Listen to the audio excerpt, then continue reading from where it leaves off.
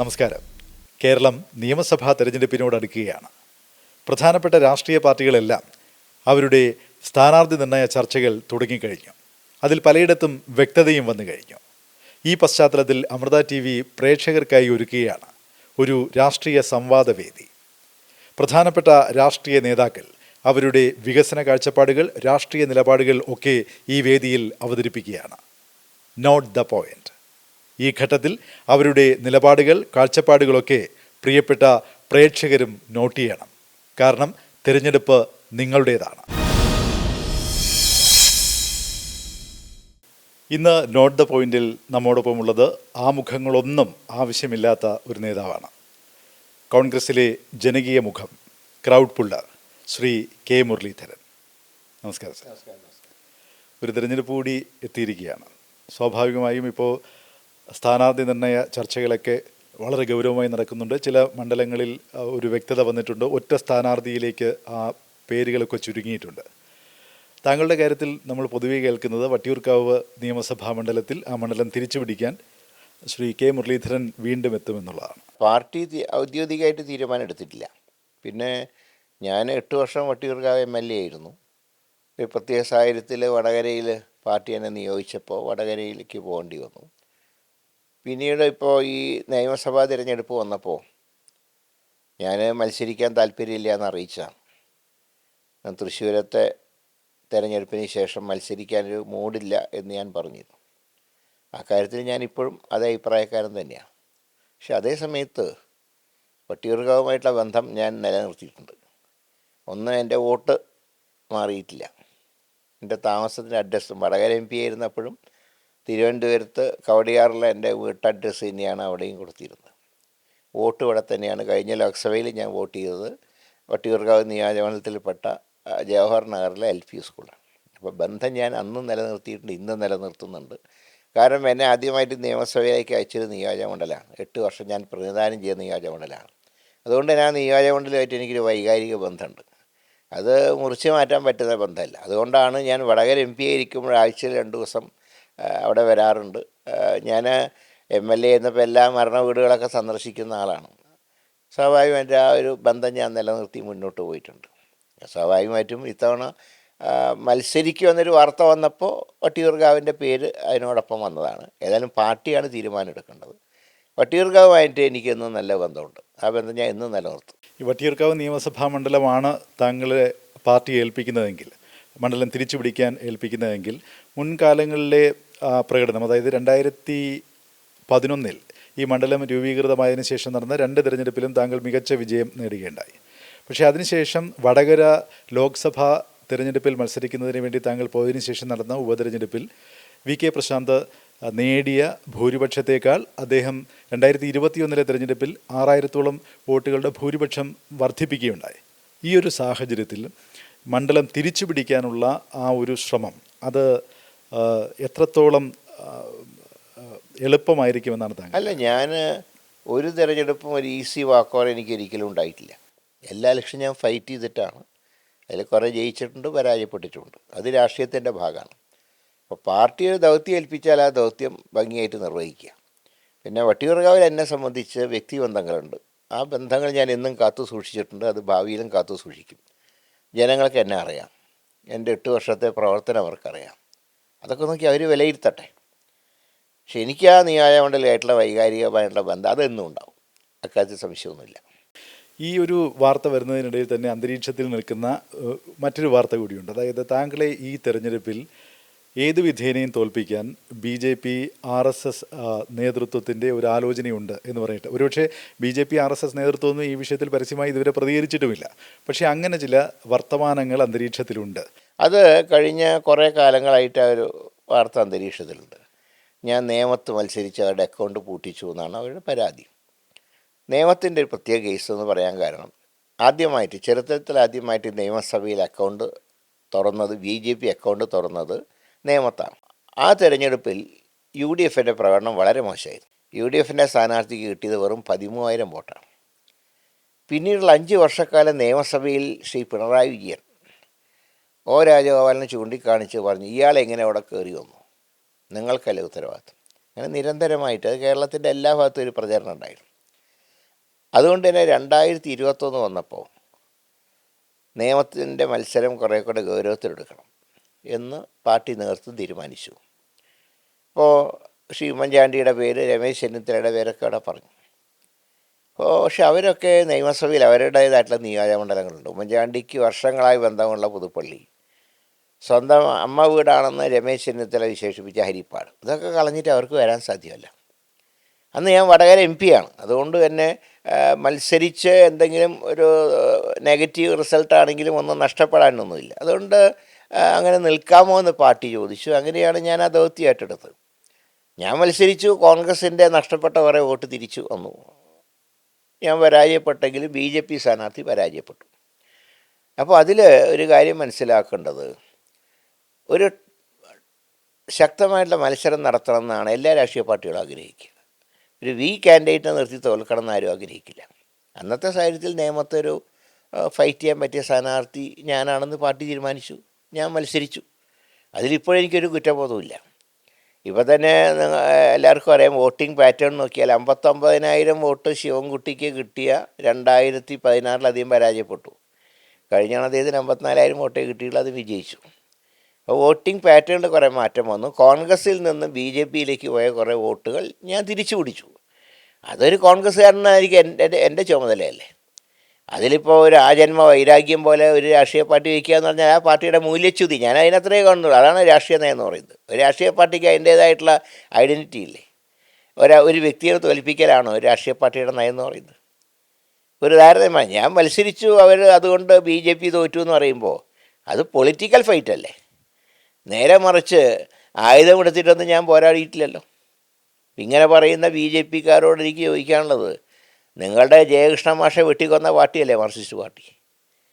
മുരളീധരൻ്റെ election മത്സരിച്ചു എന്നുള്ളതിൻ്റെ പേരിൽ അദ്ദേഹത്തിന് തോൽപ്പിക്കാൻ വേണ്ടി ആ ജയകൃഷ്ണ മാഷെ കൊന്നവർക്കാണ് വോട്ട് ചെയ്യുന്നത്. അങ്ങനെയാണ് ചെയ്യുന്നത്, നിങ്ങളുടെ ഇഷ്ടം. ഞാനതിനെക്കുറിച്ചൊന്നും പറയാം, ജനങ്ങൾ വിലയിരുത്തട്ടെ. ഞാൻ അതുകൊണ്ട് ഭയന്ന് പോകുന്ന ഒരാളൊന്നുമല്ല. ഒരു രാഷ്ട്രീയ പ്രസ്ഥാനം എന്ന നിലയിൽ കോൺഗ്രസ് പാർട്ടി എന്നെ ഏൽപ്പിച്ച ചുമതല ഞാൻ നിർവഹിച്ചു. ഞാനിപ്പോൾ തൃശ്ശൂർ മത്സരിച്ച BJP ജയിച്ചല്ലോ.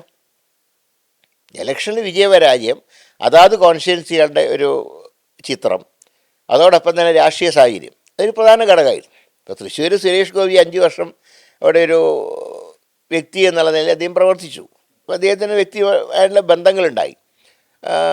സിറ്റിംഗ് MP ആയ പ്രതാപൻ മത്സരിച്ചില്ല. പകരം ഞാൻ പുതിയ ഒരാളായിട്ടാണ് ചെല്ലുന്നത്. ഞാൻ ജനിച്ചതും വളർന്നതൊക്കെ തൃശ്ശൂരാണെങ്കിലും ആ ബന്ധങ്ങൾ അദ്ദേഹം പിന്നീട് കാത്തു സൂക്ഷിച്ചിട്ടില്ല. പെട്ടെന്ന് പാർട്ടി നിയോഗിച്ച് ഞാൻ അവിടെ ചെന്നു. പെട്ടെന്നൊരു പ്രചാരണം നടത്തേണ്ടി വന്നു. അതിൽ നമ്മൾ ഉദ്ദേശിച്ച കാര്യം നടന്നില്ല, അവിടെ പരാജയപ്പെട്ടു എന്ന് വിചാരിച്ചിട്ട് എനിക്ക് BJPയോട് അവർക്കെതിരായിട്ട് CPM വോട്ട് ചെയ്യണമെന്ന് ഞാൻ പറയൂ. അതിന് പൊളിറ്റിക്സായിട്ട് കാണണം, അതിനെ വ്യക്തിപരമായിട്ട് കാണരുതെന്നാണ് എൻ്റെ അഭിപ്രായം. പിന്നെ BJPക്ക് അതിൻ്റെ തീരുമാനം ഉണ്ടെങ്കിൽ അവർ നോക്കിക്കോട്ടെ, അത് അവരുടെ ഇഷ്ടമാണല്ലോ. അല്ല, അവരുടെ ഭാഗത്ത് നിന്ന് അങ്ങനെ ഒരു ഔദ്യോഗികമായ ഒരു പ്രതികരണമൊന്നും വന്നിട്ടില്ല. അല്ല, അത് കഴിഞ്ഞ ഒരു 5 വർഷമായിട്ട് അവരുടെ പലരും പറയുന്നൊരു ഞാനും കേട്ടിട്ടുണ്ട്, എന്ത് വില കൊടുത്തു തോൽപ്പിക്കും എന്നൊക്കെയുള്ള. അത് ഞാനതിനെ അത്ര ഗൗരവത്തിൽ ഞാൻ കാണുന്നില്ല. കാരണം അത്രയും ഒരു രാഷ്ട്രീയമായിട്ടുള്ള അധപ്പതനം അവർക്ക് ഉണ്ടായോ എന്ന് അവർ ചിന്തിക്കേണ്ട കാര്യമാണ്. ഞാൻ അതിനെക്കുറിച്ചൊന്നും പറയുന്നില്ല. വട്ടിയൂർക്കാവ് BJPയെ സംബന്ധിച്ചിടത്തോളം അവരുടെ A ക്ലാസ് മണ്ഡലങ്ങളിൽ ഒന്നാണ്. അപ്പോൾ അവിടെ ഒരു ശക്തമായ രാഷ്ട്രീയ പോരാട്ടത്തിനപ്പുറം മറ്റെന്തെങ്കിലും വിട്ടുവീഴ്ച ചെയ്യുമെന്ന് കരുതുന്നുണ്ടോ? ഒരു പൊളിറ്റിക്കൽ പാർട്ടി സാധാരണ അങ്ങനെ ചെയ്യാറില്ല. ജയിക്കുന്ന ഒരു സീറ്റ്, സാധ്യതയുള്ള സീറ്റ് കൊണ്ട് ഒരു വ്യക്തിയെ തോൽപ്പിക്കാൻ വേണ്ടി മറച്ചു കൊടുക്കുന്ന ഞാൻ വിശ്വസിക്കുന്നില്ല ഇനി. പക്ഷെ അതൊക്കെ അവരുടെ ഇഷ്ടമാണ്. ഓരോ പാർട്ടിക്കും അവരുടെ നയങ്ങളുണ്ടല്ലോ. ഞാൻ പക്ഷേ വട്ടിയൂർക്കാവ് നിയോജകമണ്ഡലത്തിനെ സംബന്ധിച്ച് എൻ്റെ ഒരു ആത്മബന്ധമുണ്ട്. അതുകൊണ്ട് ആ മണ്ണ് എന്നെ ചതിക്കില്ല എന്ന് തന്നെയാണ് എൻ്റെ വിശ്വാസം. ഇപ്പോൾ വട്ടിയൂർക്കാവ് ഉറപ്പിച്ചു? അതെ, ഞാൻ പറഞ്ഞല്ലോ, ആ ബന്ധം ഇന്നും ഉണ്ട്. വട്ടിയൂർക്കാവിൽ മത്സരിച്ചാലും ഇല്ലെങ്കിൽ ആ ബന്ധങ്ങൾ എന്നും ഞാൻ കാത്തു സൂക്ഷിക്കും. താങ്കളെ ബോധപൂർവം തോൽപ്പിക്കാനുള്ള നീക്കം നടക്കുന്നുവെന്ന് പറയുന്ന ഘട്ടത്തിൽ താങ്കളുടെ പാർട്ടിക്ക് താങ്കളുടെ കാര്യത്തിൽ കുറച്ചുകൂടി ഒരു ഉത്തരവാദിത്വം വരേണ്ടതല്ലേ? താങ്കൾ അങ്ങനെ പ്രതീക്ഷിക്കുന്നില്ലേ? ഞാനത് ചോദിക്കാനൊരു പ്രധാനപ്പെട്ട കാര്യം, കേരള രാഷ്ട്രീയത്തിൽ ഏറെ ചർച്ച ചെയ്യപ്പെട്ട ഒരു പ്രയോഗമായിരുന്നു മുന്നിൽ നിന്നും പിന്നിൽ നിന്നും കുത്തുക എന്നുള്ളത്. ഇത് 1996 തൃശ്ശൂർ തെരഞ്ഞെടുപ്പിൽ പരാജയപ്പെട്ട സമയത്ത് അങ്ങയുടെ പിതാവ് ശ്രീ K. കരുണാകരൻ, കേരള ലീഡർ എന്ന് ബഹുമാനപൂർവ്വം വിളിക്കുന്ന ശ്രീ K. കരുണാകരൻ വളരെ സങ്കടത്തോടും അതിലേറെ അദ്ദേഹം ഒരു കോപത്തോടും കൂടി പ്രതികരിച്ച ഒരു ഘട്ടമാണ് മാധ്യമപ്രവർത്തകരോട്. അവിടെയാണ് അദ്ദേഹം പറഞ്ഞത് മുന്നിൽ നിന്നും പിന്നിൽ നിന്നും അദ്ദേഹത്തെ കുത്തിയെന്നുള്ളത്. അതിനുശേഷം മറ്റൊരു തൃശ്ശൂർ തെരഞ്ഞെടുപ്പിൽ താങ്കളും സമാനമായ ഒരു പ്രതികരണം നടത്തുകയുണ്ടായി. ഈ ഒരു ഘട്ടത്തിൽ മുന്നിൽ നിന്ന് കുത്ത് പ്രതീക്ഷിക്കുന്ന സ്ഥലത്ത് തന്നെ പിന്നിൽ നിന്നുകൂടെ കുത്ത് വന്നു കഴിഞ്ഞാൽ വളരെ ബുദ്ധിമുട്ടാകില്ലേ? വട്ടിയൂർക്കാവിലാണ് പാർട്ടി എന്നെ സ്ഥാനാർത്ഥിയാക്കുന്നതെങ്കിൽ ആ മണ്ണെന്നെ ചതിക്കില്ല എന്ന് പറയാൻ കാരണം അങ്ങനെ ഉള്ള ചതിക്കുന്ന ആൾക്കാരൊന്നും അവിടെ ഇല്ല എന്ന് എനിക്ക് ഉറപ്പുണ്ട്. അതുകൊണ്ടാണ് ഞാൻ പറയുന്നത് തൃശ്ശൂർ ഒരിക്കലും വട്ടിയൂർക്കാവ് ആവർത്തിക്കില്ല എന്ന് പറയാൻ കാരണം ഈ നിയോജകമണ്ഡലമായിട്ടുള്ള എൻ്റെ വർഷങ്ങളായിട്ടുള്ള ബന്ധമാണ്. 2011 മുതൽ 2026 വരെയുള്ള ഓരോ ഘട്ടത്തിലും ആ നിയോജകമണ്ഡലവുമായിട്ട് ഞാൻ ബന്ധപ്പെട്ട് പ്രവർത്തിക്കുന്ന ഒരാളാണ്. അതുകൊണ്ട് പിന്നിൽ നിന്ന് കുത്തുന്ന ആൾക്കാരെ മുമ്പ് തന്നെ എനിക്ക് തിരിച്ചറിയാൻ കഴിയും. ഈ തൃശ്ശൂരിലെ പരാജയവുമായി ബന്ധപ്പെട്ടാണ് കഴിഞ്ഞ കാര്യങ്ങളാണ് എങ്കിൽ പോലും ഇപ്പോൾ സ്ഥാനാർത്ഥി ചർച്ചകൾ നടക്കുന്നതിനിടയിൽ അന്ന് അങ്ങ് ആരുടെയും പേര് തുറന്നു പറഞ്ഞിരുന്നില്ല. പക്ഷേ അന്തരീക്ഷത്തിലൊക്കെ ഒരുപാട് പേരുകൾ ഇങ്ങനെ കേട്ടിരുന്നു. അതിൽ തന്നെ ചില പ്രയോഗങ്ങളൊക്കെ ഉണ്ടായിരുന്നു. താങ്കളുടെ വിയർപ്പൊപ്പി വീശി തന്നുമൊക്കെ താങ്കളുടെ കൂടെ നിന്നിരുന്ന പലരുമൊക്കെ താങ്കളെ ചതിക്കുന്നവരുടെ അല്ലെങ്കിൽ താങ്കളെ പിന്നിൽ നിന്ന് കുത്തുന്നതിൽ മുൻപന്തിയിലുണ്ടായിരുന്നവരാണെന്ന് പറഞ്ഞിരുന്നു. ഞാനും ആരുടെയും പേര് പറയുന്നില്ല. പക്ഷേ അത്തരം ചില നേതാക്കളുടെയൊക്കെ പേരുകൾ ഇപ്പോഴത്തെ സ്ഥാനാർത്ഥി നിർണയ ചർച്ചകളിൽ വളരെ സജീവമായി കേൾക്കുന്നുണ്ട്. അപ്പോൾ ഒരു തിരഞ്ഞെടുപ്പിൽ ഒരു പ്രധാനപ്പെട്ട നേതാവിനെ പരാജയപ്പെടുത്താൻ ശ്രമിച്ചവരെയൊക്കെ വീണ്ടും പരിഗണിക്കുന്ന ഒരു ഘട്ടം വരികയാണെങ്കിൽ അത് ആശ്വാസ്യമായൊരു പ്രവണതയാണ്. അല്ല, ഞാൻ അതിനെക്കുറിച്ച് കമൻറ്റ് പറയുന്നില്ല. കാരണം എല്ലാ കാര്യങ്ങളും തീരുമാനിക്കേണ്ട പാർട്ടിയാണ്. പക്ഷേ ജനത്തിനെല്ലാം അറിയാം. നമ്മളെക്കാൾ നന്നായിട്ട് കാര്യങ്ങൾ പഠിക്കുന്നവരാണ് സാധാരണ ജനം എന്ന് പറയുന്നത്. അവർക്ക് അവർക്ക് ഒരു ആഗ്രഹങ്ങളും കാര്യങ്ങളും ഉള്ളവരൊന്നുമല്ല. പക്ഷേ കാര്യങ്ങൾ വ്യക്തമായിട്ട് മനസ്സിലാക്കുന്നവരാണ്. ആരൊക്കെ ചെയ്തു, ആരൊക്കെ എന്തൊക്കെ പ്രവൃത്തി ചെയ്തുവെന്ന് നന്നായിട്ട് അസസ് ചെയ്യുന്നവരാണ് ജനങ്ങൾ. അതുകൊണ്ട് ഇനി പാർട്ടി ഞാൻ ആരെക്കുറിച്ചും കൊടുക്കണ്ടെന്ന് പറയില്ല. ഞാൻ ഒരാൾക്ക് കൊടുക്കരുത് എന്നൊരിക്കലും ഞാൻ ഇതുവരെ പറഞ്ഞിട്ടില്ല. അത് പാർട്ടി തീരുമാനിക്കട്ടെ, മുന്നണി തീരുമാനിക്കട്ടെ. എല്ലാ കാര്യങ്ങളും ജനങ്ങൾക്കറിയാം. ജനങ്ങൾ എന്താണ് അവരുടെ വിധി, അതവർ നടപ്പാക്കട്ടെ. രാഷ്ട്രീയത്തിൽ നിന്ന് മാറി നമുക്ക് ഈ വികസന വിഷയത്തിലേക്ക് വന്നാൽ, ഇപ്പോൾ വട്ടിയൂർക്കാവിൽ 2 തവണ അങ്ങ് നിയമസഭാ അംഗമായിരുന്ന ആളാണ്. അപ്പോൾ ഈ വികസന കാഴ്ചപ്പാടിൽ ഇപ്പോൾ വട്ടിയൂർക്കാവിലാണ് താങ്കൾ മത്സരിക്കുന്നതെങ്കിൽ വട്ടിയൂർക്കാവിലെ ജനങ്ങളോട് സ്വാഭാവികമായും കെ മുരളീധരൻ എന്ന നേതാവ് എന്ന് പറയുന്നത് സംസ്ഥാന തലത്തിൽ കോൺഗ്രസിൻ്റെ മുഖമാണ്. കോൺഗ്രസ് അധികാരത്തിൽ വന്നാൽ പ്രധാനപ്പെട്ട പദവികളിലേക്ക് എത്തപ്പെടേണ്ട ഒരാളാണ്. അങ്ങനെ വരുമ്പോൾ എന്താണ് ഈ തെരഞ്ഞെടുപ്പിൽ കോൺഗ്രസ് മുന്നോട്ട് വയ്ക്കുന്ന വികസന ആ നിയോജക മണ്ഡലത്തിൽ വട്ടിയൂർക്കാവിനെ സംബന്ധിച്ച് എൻ്റെ നടക്കാതെ പോയൊരു സ്വപ്നമാണ് ജംഗ്ഷൻ വികസനം. അത് അനുബന്ധ റോഡുകളുടെ വികസനവും. ആദ്യത്തെ 5 വർഷക്കാലം അതിനു വേണ്ടിയുള്ള ശ്രമത്തിൽ ഒരു നിർണായകമായിട്ട് കുറച്ച് നേട്ടങ്ങൾ ഉണ്ടാക്കാൻ കഴിഞ്ഞു. അതിൻ്റെ ഒരു ഡീറ്റെയിൽ ആയിട്ടൊരു പ്രൊജക്റ്റ് തയ്യാറാക്കി. പക്ഷെ അന്ന് ഈ അക്വിസിഷൻ നടപടികൾ വന്നപ്പോൾ ഇത് 2 നിയോജകമണ്ഡലങ്ങളെ കൂട്ടിച്ചേർത്താണ് ഈ മറ്റേ വികസന കാര്യങ്ങൾ വരുന്നത്. അപ്പം അന്നൊരു പാലം, കൊടുങ്ങാനൂർ പാലം 12 കോടി സാങ്ഷനാക്കിയതാണ്. പക്ഷേ അന്ന് അതിൻ്റെ അക്വിസിഷൻ വന്നപ്പോൾ പഞ്ചായത്തുള്ളവർ എതിർത്തു. തൊട്ടടുത്ത് കാട്ടാക്കട നിയോജകമണ്ഡലത്തിലെ വിളപ്പിൽ പഞ്ചായത്തും തിരുവനന്തപുരം കോർപ്പറേഷനിലെ വലിയവിള വാർഡും മറ്റേ കൊടുങ്ങാനൂർ വാർഡ് ഇത് ചേർന്നാണ് കൊടുങ്ങാനൂർ പാലെന്ന് പറയുന്നത്. അപ്പോൾ ഈ അക്വിസിഷൻ്റെ കാര്യത്തിൽ വന്നിട്ടുള്ള ഡിലേ വന്നു. അതുകൊണ്ട് തന്നെ ആദ്യത്തെ 5 വർഷം പൂർത്തിയാക്കാൻ കഴിഞ്ഞില്ല. രണ്ടാമത്തെ തവണ ഞാനതിൻ്റെ കാര്യങ്ങളൊക്കെ ഡിസ്കസ് ചെയ്തു. ഗവൺമെൻറ് ആ പഴയ പ്രോജക്റ്റ് അംഗീകരിച്ച് വർക്കിന് സാങ്ഷൻ ആയപ്പോഴേക്കും ഞാൻ വടകര MP ആയി പോയി. പിന്നീട് വന്ന MLA അത് പൂർത്തീകരിച്ചു ആ പ്രോജക്റ്റ്. പക്ഷേ ജംഗ്ഷൻ വികസനം ഇപ്പോഴും അക്വിസിഷൻ നടന്നു, ശരിയാണ്, ആളുകൾക്ക് കോമ്പൻസേഷൻ കൊടുത്തു, മോശമല്ലാത്തൊരു തുക. അത് UDF സർക്കാർ എടുത്ത നിലപാടാണ്. ഈ മുമ്പൊക്കെ അടുത്ത സ്ഥലത്തിൻ്റെ രജിസ്ട്രേഷൻ നോക്കിയിട്ടാണ് തുക നിശ്ചയിച്ചത്. ഇതങ്ങനെയല്ല, മതിപ്പ് വില തന്നെ കൊടുക്കുന്നൊരു സിസ്റ്റം UDF സർക്കാരാണ് കൊണ്ടുവന്നത്. അത് കരമന കളിയിക്കാനുള്ള റോഡിന് വേണ്ടി കൊണ്ടുവന്നതാണ്. അതനുസരിച്ച് ഇപ്പോൾ അക്വിസിഷൻ നടന്നെങ്കിലും അതിൽ വ്യാപാരികളെ പുനരധിവസിപ്പിക്കുന്നതിനൊന്നും ഇപ്പോഴും ഒരു പ്രൊജക്റ്റില്ല. ഞാൻ MLA ആയിരുന്ന കാലത്ത് അലൈൻമെൻറ്റ് മാറ്റി. അവിടെ ഒരു പള്ളി, അമ്പലം ഇതിനെയൊക്കെ ബാധിക്കുന്നുണ്ട്. അതുകൊണ്ട് അവരും കുറച്ച് ബഹളത്തിലാണ്. അപ്പോൾ പഴയ അലൈൻമെൻറ്റ് വെച്ചിട്ട് വികസനം പൂർത്തിയാക്കാം. എന്തായാലും വികസനത്തിന് തന്നെയാണ് പ്രയോറിറ്റി. ഇപ്പോൾ ഞാൻ വട്ടിയൂർക്കാവിലാണ് മത്സരിക്കുന്നതെങ്കിൽ അവിടെ ജനങ്ങൾ എന്നെ തിരഞ്ഞെടുക്കുകയാണെങ്കിൽ ഞാൻ ആകെ ഡിമാൻഡ് ആവശ്യപ്പെടുന്നത് നിയോജകമണ്ഡല വികസനമാണ്. എനിക്കൊരു കാര്യം സന്തോഷമുള്ളത്, UDF സർക്കാർ അധികാരത്തിലിരുന്ന കാലത്ത് ഞാൻ മന്ത്രിസഭയിൽ ഉണ്ടായിരുന്നില്ല. പക്ഷേ ഒറ്റ കാര്യത്തിൽ ഞാൻ വിട്ടുവീഴ്ച ചെയ്തില്ല. നിയോജകമണ്ഡലത്തിൻ്റെ വികസനം വേണമെന്നുള്ള കാര്യത്തിൽ ഞാൻ ഉറച്ച തീരുമാനമെടുത്തു. അത് ഉമ്മൻചാണ്ടി സർക്കാർ പ്രത്യേകിച്ച് അദ്ദേഹം പേഴ്സണലായിട്ട് എന്നെ സഹായിച്ചു. അങ്ങനെയാണ് കുണ്ടവൻ കടവ് പാലവും അത് പൂർത്തിയാകാതെ കിടന്ന മരുതൻകുഴി പാലമൊക്കെ പൂർത്തീകരിക്കാൻ കഴിഞ്ഞത്. കൊടുങ്ങാനൂർ പാലത്തിന് 12 കോടിയുടെ എസ്റ്റിമേറ്റ് അംഗീകരിച്ചതും മുറിഞ്ഞ പാലം എന്ന് പറയുന്ന പട്ടം ഭാഗത്തെ ആ പാലത്തിന് വീതി കൂട്ടിയത് 3 മാസം കൊണ്ട് വർക്ക് പൂർത്തിയാക്കുമെന്ന് പറഞ്ഞു. 2.25 മാസം കൊണ്ട് പൂർത്തിയാക്കിയാണ് മുറിഞ്ഞ പാലത്തിൻ്റെ റോഡ് വികസനം. അങ്ങനെയുള്ള കാര്യങ്ങളൊക്കെ ഷൂട്ടിംഗ് റേഞ്ച് 35 കോടി. അതാണിപ്പോൾ ഒളിമ്പിക്സിലേക്കുള്ള ഷൂട്ടിംഗ് താരങ്ങളെ തിരഞ്ഞെടുക്കുന്നത്. വട്ടിയൂർക്കാവ് സ്വാതന്ത്ര്യ സമരത്തിൻ്റെ ഓർമ്മയ്ക്കായിട്ട് ഒരു 1.5 കോടി ചിലവിൽ ഒരു മണ്ഡപം ഉണ്ടാക്കി.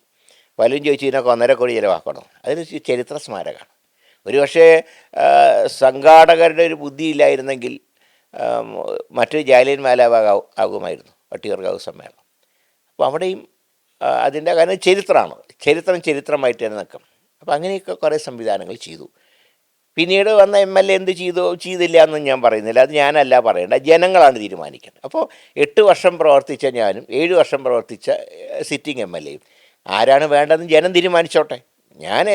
ഞാൻ ഇനി വന്നാലും വികസന കാര്യങ്ങളിൽ അത് ഇപ്പോഴത്തെ MLA തുടങ്ങി വെച്ച പദ്ധതിയാണെങ്കിലും പൂർത്തീകരിക്കും. വികസന കാര്യത്തിൽ ഞാൻ ഒരിക്കലും വിട്ടുവീഴ്ച ചെയ്തിട്ടില്ല. അതുകൊണ്ട് തന്നെയാണ് ഞാൻ മത്സരിച്ച കോൺസ്റ്റിറ്റ്യുവൻസികളൊന്നും വീണ്ടും നിന്നപ്പോൾ പരാജയപ്പെട്ടിട്ടില്ല. അതിൻ്റെ കാരണം എന്താ? ഞാൻ പാർട്ടി നോക്കാതെ പ്രവർത്തിക്കാറുണ്ട്. ഒരു ക്യാബിനറ്റിൽ ബർത്ത് കിട്ടിയാലും കിട്ടിയില്ലെങ്കിലും വികസന കാര്യങ്ങൾ ഞാൻ വിട്ടുവീഴ്ച ചെയ്യില്ല. അക്കാര്യത്തിൽ അതാണ് ഞാൻ മുമ്പ് 5 വർഷം വിട്ടുവീഴ്ച ചെയ്തിട്ടില്ല. അതിൻ്റെ ഗുണം കിട്ടി.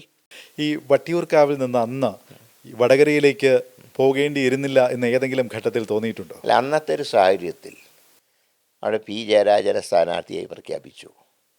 അന്ന് KK രമ ഉൾപ്പെടെ എന്നെ വിളിച്ച് നിങ്ങൾ മത്സരിക്കണം, അവിടെ കേൾക്കുന്ന കാൻഡിഡേറ്റ് ഒന്നും പോരാ. കാരണം വടകരയിൽ അതിന് തൊട്ട് മുമ്പ് ശ്രീ മുല്ലപ്പള്ളി രാമചന്ദ്രൻ ജയിച്ചു വെറും 3000 വോട്ടിനാണ്. വീരേന്ദ്രകുമാർ LDFിലേക്ക് പോയി.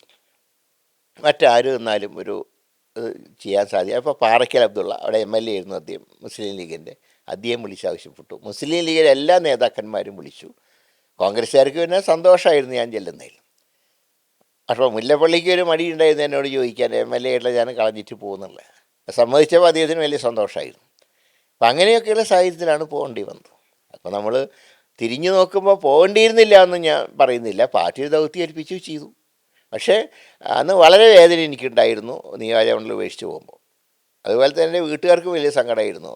അതിന് ഇവിടെയൊക്കെ ഉള്ളപ്പോൾ കൃത്യമായിട്ട് അടുക്കും ചിട്ടയിലൊക്കെ മുന്നോട്ട് പോയത്. പാർലമെൻ്റ് ഒരു അറ്റത്ത് നിന്ന് വേറെ അറ്റത്തിലേക്കുള്ള ഓട്ടമല്ല. പക്ഷേ ഒരു കാര്യം ഞാൻ തീരുമാനിച്ചു, ഇനി ഒരിക്കലും മുരളീധരൻ കാരണം ഒരു ഉപതെരഞ്ഞെടുപ്പ് കേരളത്തിൽ ഉണ്ടാവില്ല. ദൗർഭാഗ്യവശാൽ ഞാൻ കാരണം 2 ഉപതെരഞ്ഞെടുപ്പ് ഉണ്ടായി. ഒന്ന് വടക്കാഞ്ചേരിയിലുണ്ടായി, 2 വട്ടിയൂർക്കാവിലുണ്ടായി. അങ്ങനെ ഒരിക്കലും ജനങ്ങളെ ബുദ്ധിമുട്ടിക്കുന്നത് ശരിയല്ല എന്നുള്ള ആ ഒരു ഉറച്ച തീരുമാനം എനിക്കുണ്ട്. പാർട്ടി എവിടെ മത്സരിക്കണം എന്ന് പറയുന്ന അവിടെ ഞാൻ മത്സരിക്കും. പക്ഷേ ഇനിയൊരു മാറ്റം സാധ്യമല്ല. അതായത് ഈ MLA സ്ഥാനത്ത് നിൽക്കുന്നവർ ലോക്സഭയിലേക്ക് മത്സരിക്കുന്നതും ലോക്സഭയിൽ മത്സരിച്ച MP മാരായിട്ടുള്ളവർ നിയമസഭയിലേക്ക് മത്സരിച്ച് ഇങ്ങനെ ഉപതെരഞ്ഞെടുപ്പ് അടിച്ചേൽപ്പിക്കുന്നതിനെ ശ്രീ മുരളീധരൻ പൂർണ്ണമായി എതിർക്കുകയാണ്. ഇനി പാടില്ല എന്നുള്ള അഭിപ്രായക്കാരനാണ് ഞാൻ. കാരണം ഞാൻ എൻ്റെ കാര്യം ഞാൻ പറഞ്ഞിട്ടുള്ളൂ. ബാക്കിയുള്ളതൊക്കെ ചില സാഹചര്യത്തിൽ വേണ്ടി വരും. എല്ലാ പാർട്ടിയും ചെയ്യാറില്ലേ? ചില MP മാർ, കോൺഗ്രസ് MP മാർ നിയമസഭയിലേക്ക് അല്ല, മത്സരിക്കാൻ ഇപ്പോൾ ഇത്തവണ ആർക്കും പെർമിഷനൊന്നുമില്ല. ഇല്ല. നേരത്തെ നമ്മൾ ക്യാബിനറ്റ് പദവിയെക്കുറിച്ച് പറഞ്ഞപ്പോൾ അതുമായി ബന്ധപ്പെട്ടൊരു ചോദ്യം. പൊതുവെ ഇപ്പോൾ കോൺഗ്രസിനുള്ളിൽ ഈ മുഖ്യമന്ത്രി സ്ഥാനാർത്ഥികളെക്കുറിച്ച് ചില പേരുകളൊക്കെ കേൾക്കുന്നുണ്ട്. അതുമായി ബന്ധപ്പെട്ട് അവരുടെ അണികളൊക്കെ സോഷ്യൽ മീഡിയയിലും അല്ലാതെയൊക്കെ സംസാരിക്കുകയൊക്കെ ചെയ്യുന്നുണ്ട്. ഈ നേതാക്കൾ പരസ്യമായി അങ്ങനെ അവകാശവാദം ഉന്നയിക്കുന്നില്ലെങ്കിലും അങ്ങനെയുള്ള ചർച്ചകൾ ഇപ്പോഴത്തെ ഒരു സാഹചര്യത്തിൽ, പ്രത്യേകിച്ച് തദ്ദേശ സ്വയംഭരണ തെരഞ്ഞെടുപ്പിലൊക്കെ വ്യക്തമായി മേൽക്കൈ നേടി UDF, കോൺഗ്രസ് ഒക്കെ നിൽക്കുന്നൊരു പശ്ചാത്തലത്തിൽ അങ്ങനത്തെ ചർച്ചകൾ കോൺഗ്രസ്സിന് ദോഷകരമായി? അല്ല, അങ്ങനത്തെ ചർച്ചകളുടെ ആവശ്യമില്ലല്ലോ. നമ്മൾ ചെയ്യേണ്ടത് ആദ്യം ഭൂരിപക്ഷം കിട്ടുക എന്നുള്ളതാണ്. ഇപ്പോൾ പ്രതിപക്ഷ നേതാവ് ശ്രീ VD സതീശനാണ്. അതുകൊണ്ടാണ് അദ്ദേഹം ഈ തെരഞ്ഞെടുപ്പിനെ നയിക്കുന്നത്. കൂട്ടായ നേതൃത്വമാണ്. ഇവിടെ രമേശ് ചെന്നിത്തലയുണ്ട്, ശ്രീ KC വേണുഗോപാലുണ്ട്, കേന്ദ്രത്തിൻ്റെ പരിപൂർണ സഹായമുണ്ട്. അപ്പം അങ്ങനെ ഒരു കൂട്ടായ നേതൃത്വത്തിലൂടെ മുന്നോട്ട് പോവുകയാണ്. ഞങ്ങൾക്കൊരു സിസ്റ്റം ഉള്ളത്, ഇലക്ഷൻ കഴിഞ്ഞാൽ MLA മാരുമായിട്ട് സംസാരിക്കും, MLA മാരുടെ ഒപ്പീനിയൻ എടുക്കും. അതുകൂടെ പരിശോധിച്ചുകൊണ്ടാണ് പാർലമെൻ്ററി പാർട്ടി നേതാവിനെ തിരഞ്ഞെടുക്കുക. ഒരു വോട്ടെടുപ്പല്ല ഉണ്ടാവുക. ഓരോ MLA മാരെയും വിളിച്ച് സംസാരിക്കും. കാരണം ഞാൻ തെലുങ്കാനയുടെ സ്ക്രീനിങ് കമ്മിറ്റി ചെയർമാനുമായിരുന്നു, നിരീക്ഷകനുമായിരുന്നു. ഇപ്പം ഞാൻ ഡി കെ ശിവകുമാർ, ഇപ്പോൾ കേരളത്തിൻ്റെ ചാർജുള്ള ദീപാദാസ് മുൻഷി, ഇവരൊക്കെ കൂടിയിട്ടാണ് എം എൽ എമാർ ഇൻ്റർവ്യൂ ചെയ്തത്. അതിൽ സത്യം പറഞ്ഞാൽ നല്ല ഭൂരിപക്ഷം എന്ന രേവന്ത് റെഡ്ഡിക്ക് ഉണ്ടായിരുന്നു. അങ്ങനെയാണ് രേവന്ത് റെഡ്ഡി മുഖ്യമന്ത്രിയാവുന്നത്. അപ്പോൾ ആ സിസ്റ്റമാണ് കോൺഗ്രസ് പിന്തുടരുക. ഓരോ എം എൽ എമാരെയും വിളിച്ച് അവരഭിപ്രായങ്ങൾ ചോദിക്കും. ഇതിനെല്ലാം പുറമെ ഇപ്പോൾ കേരളത്തിൽ സിംഗിൾ പാർട്ടി ഗവൺമെൻറ് അല്ല, കൊയിലീഷൻ ഗവൺമെൻറ്റാണ്. ഘടകകക്ഷികളുമായിട്ടും ചർച്ചയുണ്ടാവും. ഘടകകക്ഷികൾ സാധാരണ കോൺഗ്രസിൻ്റെ ആഭ്യന്തര കാര്യങ്ങൾ ഇടപെടാറില്ല. നിങ്ങൾ ആരെ വേണമെങ്കിലും മുഖ്യമന്ത്രിയാക്കിയോ, ഞങ്ങൾക്ക് ഇതില്ല. എങ്കിലും ഒരു ചർച്ച നടത്തി. അങ്ങനെ ഞങ്ങളുടെ നിയമസഭാ കക്ഷിയിൽ ഇന്ന ആൾക്കാണ് ഭൂരിപക്ഷം, അവർ സമ്മതം മൂലം അങ്ങനെ. കാരണം യു ഡി എഫിൻ്റെ നേതാവാണ് വരുന്നത്. കോൺഗ്രസ് പാർലമെൻ്ററി പാർട്ടി നേതാവ് എന്ന് പറഞ്ഞാൽ യു ഡി എഫിൻ്റെയും നേതാവാണ്. സ്വാഭാവികമായിട്ടും അവരുമായിട്ട് കൺസൾട്ടേഷൻ ഉണ്ടാകും. അതിലൊരു പ്രശ്നം ഉണ്ടാകുമെന്ന് ഞാൻ കരുതുന്നില്ല. അതായത് യു ഡി എഫിന് ഭൂരിപക്ഷം ലഭിക്കുകയാണെങ്കിൽ കോൺഗ്രസിലെ എം എൽ എമാരുടെ കൂടുതൽ പിന്തുണയുണ്ടെങ്കിൽ ശ്രീ കെ മുരളീധരനും കേരളത്തിൻ്റെ മുഖ്യമന്ത്രിയാണ്. ഞാനിപ്പോൾ അതിനെക്കുറിച്ചിട്ടൊന്നും ആഗ്രഹിച്ചിട്ടൊന്നുമില്ല. ഞാൻ പറഞ്ഞത് എന്നെ തിരഞ്ഞെടുക്കുന്ന നിയോജകമണ്ഡലം ഏതാണോ അവിടെ വികസനം വേണമെന്നുള്ള ഒറ്റ നിർബന്ധം എനിക്കുള്ളൂ. ആ കാര്യത്തിൽ വിട്ടുവീഴ്ചയില്ല. കഴിഞ്ഞ ദിവസം ശ്രീമതി പത്മജ വേണുഗോപാൽ ഒരു പരാമർശം നടത്തുകയുണ്ടായി. അതായത് കോൺഗ്രസിൻ്റെ ഒരു സംസ്കാരം അനുസരിച്ച് അല്ലെങ്കിൽ പിന്തുടർന്ന് വരുന്ന ഒരു ശൈലി അനുസരിച്ച് ശ്രീ വി ഡി സതീശൻ ഒരിക്കലും മുഖ്യമന്ത്രിയാകാൻ പോകുന്നില്ല. സാധാരണ പ്രതിപക്ഷ നേതാവിനെ അധികാരം ലഭിക്കുകയാണെങ്കിൽ മുഖ്യമന്ത്രിയാക്കുന്നൊരു പതിവുണ്ടല്ലോ. അങ്ങനെ ഒരു രീതിയൊന്നും ആരും പ്രതീക്ഷിക്കേണ്ട. ഈ തെരഞ്ഞെടുപ്പ് ഫലം വരുമ്പോൾ നിങ്ങൾക്കത് കാണാം എന്ന് പറഞ്ഞു. എന്താണ് അതിനോട്? അല്ല, അത് പിന്നെ അവരുടെ പാർട്ടി അഭിപ്രായം പറഞ്ഞാണ്. അതിപ്പോൾ ഓരോ പാർട്ടിക്കും അവരുടേതായിട്ടുള്ള അഭിപ്രായം ഉണ്ടല്ലോ. അതിന് നമ്മൾ കമൻറ്റ് ചെയ്യേണ്ട ആവശ്യമില്ല. കോൺഗ്രസ് പാർലമെൻ്ററി പാർട്ടി നേതാവിനെ തിരഞ്ഞെടുക്കുന്ന സിസ്റ്റം അതാണ്. അത് ഞാൻ പറഞ്ഞത്. ആ സിസ്റ്റം അനുസരിച്ച് തിരഞ്ഞെടുപ്പ് നടക്കും. അല്ലാതെ അതിൽ ആരെയും ഇന്നാൾ വരില്ല, ഇന്നാൾ വരും, അങ്ങനെ ഒരു മുൻകൂട്ടിയുള്ള ധാരണയില്ല. ഒരു ഓപ്പൺ മൈൻഡായിട്ടാണ് ഞങ്ങൾ ഈ തിരഞ്ഞെടുപ്പിനെ നേരിടുന്നത്. ഈ തെരഞ്ഞെടുപ്പിലെ രാഷ്ട്രീയ ചർച്ചകളിലേക്ക് വരികയാണെങ്കിൽ പലപ്പോഴും തദ്ദേശ സ്വയംഭരണ സ്ഥാപനങ്ങളിലേക്കുള്ള തിരഞ്ഞെടുപ്പിലാണെങ്കിലും അതിന് മുമ്പ് നടന്ന തിരഞ്ഞെടുപ്പിലും ഒക്കെ നമ്മൾ കണ്ടത് വികസന വിഷയങ്ങളേക്കാൾ കൂടുതൽ വിവാദങ്ങളാണ് ചർച്ച ചെയ്യപ്പെട്ടത്. അടിസ്ഥാന വിഷയങ്ങൾ, ജനങ്ങളുടെ അടിസ്ഥാന പ്രശ്നങ്ങൾ പലപ്പോഴും ചർച്ച ചെയ്യപ്പെടാതെ പോകുന്നൊരു സാഹചര്യമുണ്ട്. ഇത്തവണയും സ്ഥിതി വ്യത്യസ്തമാകില്ല എന്ന സൂചന ശബരിമല സ്വർണ്ണക്കൊള്ള, അതുപോലെ തന്നെ ഇനിയിപ്പോൾ സുപ്രീം കോടതിയുടെ പരിഗണനയിലുള്ള യുവതീ പ്രവേശന വിഷയം തുടങ്ങിയവയൊക്കെ വളരെ സജീവമായി ചർച്ച ചെയ്യപ്പെടാൻ പോവുകയാണ്. അത് ഈ തെരഞ്ഞെടുപ്പിലൊരു നിർണായക ഘടകമായി മാറാനുള്ള സാധ്യത കാണുന്നുണ്ട്. വിശ്വാസികളെ സംബന്ധിച്ച് അത് ഒരു പ്രധാന ഘടകം തന്നെയായിട്ട് മാറും. പക്ഷേ ഞങ്ങളിപ്പോൾ ചെയ്യുന്നൊരു കാര്യം, ഇപ്പോൾ പിണറായി സർക്കാരിനെ ഞങ്ങൾ വിമർശിക്കുമ്പോൾ സ്വാഭാവികമായിട്ടും ജനങ്ങൾ ചോദിക്കുന്ന ഒരു കാര്യമുണ്ട്. ശരി, വേറെ തെറ്റുകൾ നിങ്ങൾ ചൂണ്ടിക്കാണിച്ച് ഞങ്ങൾ അംഗീകരിച്ചു, പക്ഷെ നിങ്ങൾ വന്നാൽ എന്ത് ചെയ്യും? ഞങ്ങളിപ്പോൾ നോക്കുന്നത് പ്രകടന പത്രികയിൽ ആ കാര്യങ്ങൾ കൂടെ പരിശോധിച്ചുകൊണ്ട് എന്താണ് പോംവഴി. ഇപ്പോൾ സാമ്പത്തികമായിട്ടുള്ള അച്ചടക്കമില്ലായ്മ, അങ്ങനെയൊക്കെയുള്ള ഒരുപാട് ഘടകങ്ങളുണ്ടല്ലോ. പിന്നെ വെറുതെ പബ്ലിസിറ്റിക്ക് വേണ്ടി കോടികൾ ചെലവഴിക്കുന്നു, ഒരു സിനിമാ താരം മുഖ്യമന്ത്രിനെ ഇൻ്റർവ്യൂ ചെയ്യുന്നൊരു PR വർക്ക്, ഇതിനൊക്കെ കോടിക്കണക്കിന് ഖജനാവെന്നാണ് കാശ് പോകുന്നത്. ഇപ്പോൾ കേന്ദ്രം ഒരു നോൺ BJP സ്റ്റേറ്റുകളൊന്നും സഹായിക്കുന്നില്ല, അവർക്ക് സഹായം കൊടുക്കേണ്ട രീതിയിൽ സഹായിക്കുന്നില്ല. പക്ഷേ തെലുങ്കാനയിലും തമിഴ്നാട്ടിലും ബംഗാളിൽ പോലും വികസനം ഉണ്ടല്ലോ. അവർ ഈ PR വർക്കിന് വേണ്ടി ഇത്രയും കോടികളൊന്നും ചിലവഴിക്കുന്നില്ല. ഇപ്പോൾ ഒരു ഉദാഹരണം പറഞ്ഞാൽ, പെരുമാറ്റച്ചട്ടം വരണമെന്ന് എല്ലാവരും ആഗ്രഹിക്കുന്നതിൻ്റെ കാരണം എന്താണെന്ന് പറഞ്ഞാൽ, ഇപ്പോൾ ഒരു റേഡിയോയിൽ പാട്ട് പോലും മര്യാദയ്ക്ക് കേൾക്കാൻ പറ്റുന്നില്ല. ഈ പിണറായി സ്തുതി കഴിഞ്ഞിട്ട് ഒരു പാട്ട് കേട്ട് കഴിഞ്ഞാൽ പിന്നെ 1.5 മണിക്കൂർ കഴിഞ്ഞിട്ടാണ് അടുത്ത പാട്ട് കേൾക്കുന്നത്. ഈ 1.5 മണിക്കൂർ പിണറായി സ്തുതിയാണ്. ഇതിനൊക്കെ ചിലവഴിക്കുന്ന കോടികളുണ്ട്. അതിന് പകരം എങ്ങനെ അമിതമായിട്ടുള്ള ചെലവ് നിയന്ത്രിച്ച് അത് വികസനത്തിലേക്ക് വഴിമാറാം, ഇതാണ് ഞങ്ങളിപ്പോൾ പരിശോധിച്ചുകൊണ്ടിരിക്കുന്നത്. അപ്പോൾ ഈ പ്രകടനപത്രികയിൽ വ്യക്തമായി ഞങ്ങൾ പറയും, ഇന്ന ദോഷത്തിന് ഞങ്ങൾ ഇന്ന പരിഹാരം ഉണ്ടാക്കും. അതാണ് ജനം നോക്കുക. മറ്റു വിഷയങ്ങളുണ്ടില്ല എന്ന് ഞാൻ പറയുന്നില്ല. ശബരിമല സ്വർണ്ണക്കൊള്ളയും യുവതീ പ്രവേശനത്തിലെ നിലപാടുകളൊക്കെ ചർച്ച ചെയ്യപ്പെടും. പക്ഷേ അടിസ്ഥാനപരമായി നോക്കുമ്പോൾ ഇതുകൊണ്ട് മാത്രം ഇലക്ഷൻ ജയിക്കില്ല. നേരെ മറിച്ച് UDF എന്നാൽ എന്തൊക്കെ ചെയ്യും? ഇവിടെ ഒരു കാര്യം നമ്മൾ നോക്കേണ്ടത്, കഴിഞ്ഞ UDF സർക്കാർ അധികാരത്തിൽ വരുമ്പോൾ കേന്ദ്രം കോൺഗ്രസ് ആയിരുന്നു, UPA സർക്കാരായിരുന്നു. ഇന്ന് അങ്ങനെയല്ല. എല്ലാ നോൺ BJP സ്റ്റേറ്റുകളോടും അകലം പാലിക്കുന്നൊരു ഗവൺമെൻറ്റാണ് കേന്ദ്രത്തിലുള്ളത്. ഒരു പക്ഷേ അടുത്ത ഇലക്ഷനിൽ UDF ആണ് വിജയിച്ചു വരുന്നതെങ്കിൽ LDF സർക്കാരിനോട് കാണിച്ചതിനേക്കാൾ തീവ്രമായി സംസ്ഥാനത്തിനെതിരായിട്ടുള്ള സ്റ്റാൻഡ് ചിലപ്പോൾ കേന്ദ്രം എടുക്കാം.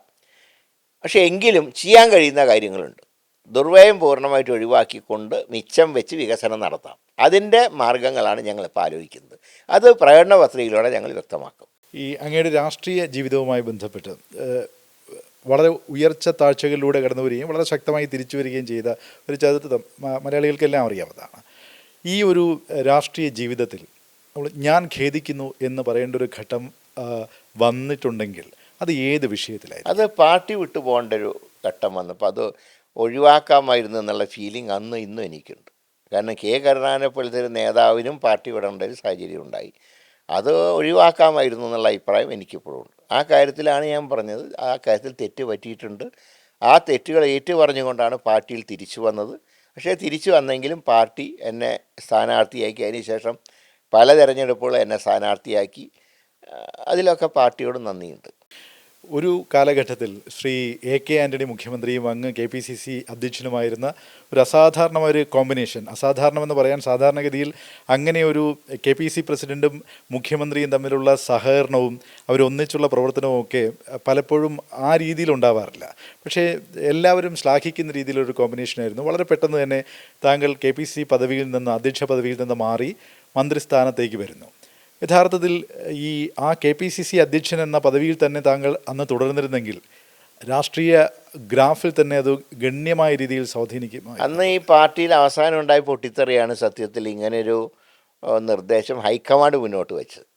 പ്രസിഡന്റ് സ്ഥാനം ഒഴിയണമെന്ന് ഞാൻ പറഞ്ഞതല്ല.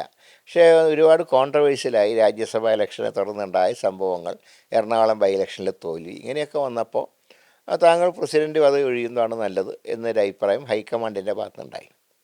എനിക്ക് പറ്റിയൊരു തെറ്റെന്ന് പറയുന്നത്, അങ്ങനെയാണെങ്കിൽ ഞാൻ പ്രസിഡന്റ് പദവി ഒഴിയാം, ഞാൻ ലോക്സഭയിലേക്ക് എന്നെ മത്സരിച്ചോളാം, എനിക്ക് മറ്റു പോസ്റ്റൊന്നും വേണ്ട എന്ന് പറയാമായിരുന്നു. അവിടെയാണ് ഞാൻ പറഞ്ഞത് ഒരു തെറ്റ് പറ്റിയതും. തുടർന്ന് ഇപ്പോൾ നമുക്കറിയാം, ഒരു തെറ്റ് പറ്റിയാൽ ചിലപ്പോൾ അതിൻ്റെ കൂടെ അനവധി തെറ്റുകൾ പറ്റും. ഞാൻ തന്നെ ഒരിക്കൽ കോൺഗ്രസ്സിൽ എന്നെ തിരിച്ചെടുത്തതിന് ശേഷം ഒരു ഔദ്യോഗിക പാർട്ടി പരിപാടിയിൽ ഞാൻ പങ്കെടുക്കുന്നത് ദോഹയിലായിരുന്നു. ഖത്തറിൽ വെച്ച് നടന്ന പ്രവാസി കോൺഗ്രസിൻ്റെ സമ്മേളനത്തിൽ. അവിടെയാണ് ഞാൻ ഒഫീഷ്യലായിട്ട് പാർട്ടിയുടെ സ്റ്റേജിൽ ഞാൻ വരുന്നത്. അപ്പോൾ അന്ന് ഞാൻ പറഞ്ഞൊരു കാര്യമുണ്ട്, നമ്മൾ യാത്ര ചെയ്യുമ്പോൾ, ദേശീയപാതയിലൂടെ യാത്ര ചെയ്യുമ്പോൾ ചിലപ്പോൾ അങ്ങ് വഴി തെറ്റിപ്പോകും. വഴി തെറ്റിയാൽ പിന്നെ തിരിച്ച് ഹൈവേയിൽ വരണമെങ്കിൽ ഒരുപാട് കറങ്ങിയൊക്കെ പോകേണ്ടി വരും. ചില ആൾക്കാരുടെ വഴിക്ക് ചോദിക്കുമ്പോൾ ഹൈവേയിലേക്കുള്ള റൂട്ട് ചിലർ വലത്തോട്ട് പോകാൻ പറയും, ചിലർ ഇടത്തോട്ട് പോകാൻ പറയും. അവസാനം എങ്ങനെയൊക്കെയോ കൂടെ ഹൈവേയിൽ തിരിച്ചെത്തുന്ന പോലെ ഒരിക്കൽ തെറ്റ് പറ്റുമ്പോൾ അതിനോടനുബന്ധമായിട്ട് കുറേ തെറ്റ് പറ്റിയിട്ടുണ്ട്. അതാണ് ഞാൻ പറഞ്ഞത്, നാഷണൽ ഹൈവേയിൽ സഞ്ചരിക്കുന്ന ഒരാൾക്ക് വഴി തെറ്റുമ്പോൾ ഉണ്ടായ അവസ്ഥയാണ് എനിക്കുണ്ടായത് എന്ന് ഞാൻ പറയുണ്ടായി. അതായത് അന്ന് KPCC അധ്യക്ഷ പദവിയിൽ ശരിയായ വഴിയിൽ പോയിക്കൊണ്ടിരുന്ന താങ്കളെ ചിലർ ഒരു വഴി തെറ്റിക്കുന്ന രീതിയിലേക്ക് എത്തിച്ചു എന്ന് വഴി തെറ്റിപ്പോയി. നമ്മൾ മറ്റാരെങ്കിലും എത്തിച്ചു എന്ന് പറയണ്ടല്ലോ, നമുക്ക് തന്നെ സ്വയം പറ്റിയ തെറ്റല്ലേ, അതിന് മറ്റാരെയും കുറ്റം പറഞ്ഞിട്ട് കാര്യമില്ലല്ലോ, നമ്മൾ സൂക്ഷിക്കേണ്ടായിരുന്നു. ഈ പോയ കാര്യങ്ങളെക്കുറിച്ച് നമ്മൾ വിലപിച്ചിട്ട് കാര്യമില്ല എന്ന് പറയും. എങ്കിൽ പോലും ഞാൻ ആ ചോദ്യം ആവർത്തിക്കുന്നത്, അന്നത്തെ ആ കോമ്പിനേഷനെക്കുറിച്ച് എല്ലാവരും പ്രശംസിച്ചിരുന്നു. ശ്രീ എ കെ ആൻ്റണി മുഖ്യമന്ത്രിയും താങ്കൾ KPCC അധ്യക്ഷ പദവിയിലിരിക്കുമ്പോഴാണ് KPCCക്ക് പുതിയ ഓഫീസ് വരുന്നു. ആ KPCCക്ക് വേണ്ടിയിട്ട് താങ്കളുടെ ആ സംഘാടന മികവ് കൃത്യമായി തന്നെ ജനങ്ങൾക്ക് ബോധ്യപ്പെടുന്നു, അണികൾക്ക് ബോധ്യപ്പെടുന്നു. അതിൻ്റെ ഒരു തുടർച്ചയുണ്ടായിരുന്നെങ്കിൽ കേരളത്തിൻ്റെ മുഖ്യമന്ത്രി പദവിയിൽ ഇതിനു മുന്നേ തന്നെ താങ്കൾ എത്തുമായിരുന്നു എന്ന ഒരു നിരീക്ഷണത്തോട്. അല്ല, അന്ന് ആ കോമ്പിനേഷൻ മുന്നോട്ട് പോയിരുന്നെങ്കിൽ ഒരു ഭരണ തുടർച്ചയുണ്ടാകുമായിരുന്നു. ഞാൻ അതിനെയാണ് അവിടെ കാണുന്നത്. മുഖ്യമന്ത്രി ആരാവട്ടെ ആവാതിരിക്കട്ടെ, പക്ഷേ ഒരു ഭരണ തുടർച്ചയുണ്ടാകുമായിരുന്നു എന്നുള്ള കാര്യം ഉറപ്പാണ്. അന്ന് ശ്രീമാൻ ആൻ്റണി പറഞ്ഞൊരു കാര്യമുണ്ട്. അദ്ദേഹം പറഞ്ഞു, ഞാൻ ഈ 5 കൊല്ലം ഇരിക്കുള്ളൂ, ഈ 5 കൊല്ലം കുറേ നാടിന് വേണ്ടി നല്ല കാര്യങ്ങൾ ചെയ്യണം എന്നെനിക്ക് ആഗ്രഹമുണ്ട്. അപ്പോൾ നമ്മളുടെ കോമ്പിനേഷൻ അത് നമുക്ക് പൂർത്തീകരിക്കണം. 5 വർഷം കഴിഞ്ഞാൽ ഞാൻ ഈ സ്ഥാനം ഒഴിയും. പിന്നെ ഭാവിയിൽ നിങ്ങളൊക്കെ തന്നെയാണ്, അങ്ങനെയാണ് അദ്ദേഹം പറഞ്ഞത്, ഭാവിയിൽ നിങ്ങളൊക്കെ തന്നെ, നിങ്ങൾ വെച്ചാൽ ഞാൻ എന്നുള്ള അർത്ഥമല്ല, നമ്മുടെ ഒരു പുതിയ ടീം വരട്ടെ എന്നാണ് അദ്ദേഹം ഉദ്ദേശിച്ചത്. അപ്പോൾ അന്നത്തെ ഈ കോമ്പിനേഷൻ്റെ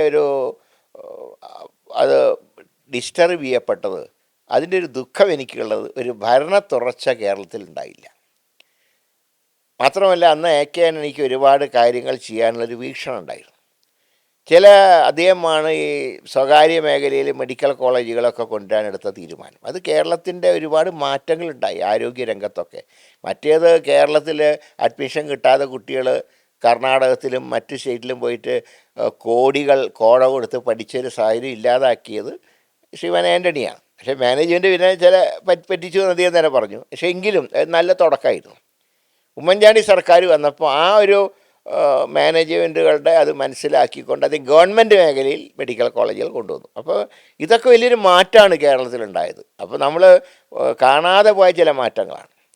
അപ്പോൾ അത് ശ്രീമാൻ ആൻ്റണിക്ക് അന്ന് സ്വസ്ഥമായിട്ട് 5 കൊല്ലം ഭരിക്കാൻ സാധിച്ചിരുന്നെങ്കിൽ ഇതുപോലെ ഒരുപാട് മാറ്റങ്ങൾ ഉണ്ടാകുമായിരുന്നു. അതിനുശേഷം ഭരണ തുടർച്ച കേരളത്തിലുണ്ടാകുമായിരുന്നു.